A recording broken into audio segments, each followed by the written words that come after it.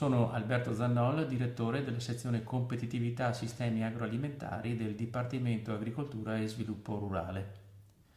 La misura 5 del PSR ha la finalità di sostenere il ripristino del capitale fondiario danneggiato da eventi catastrofici, calamità naturali, avversità atmosferiche o altri eventi che comportano una riduzione delle potenzialità produttive dell'impresa agricola.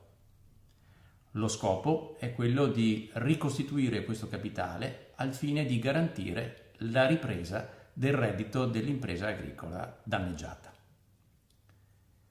La misura si attua attraverso l'intervento 521, che prevede un contributo pari al 50% della spesa ammessa per il ripristino di fabbricati, serre, impianti arborei o capitali di scorta che sono stati danneggiati dall'evento avverso.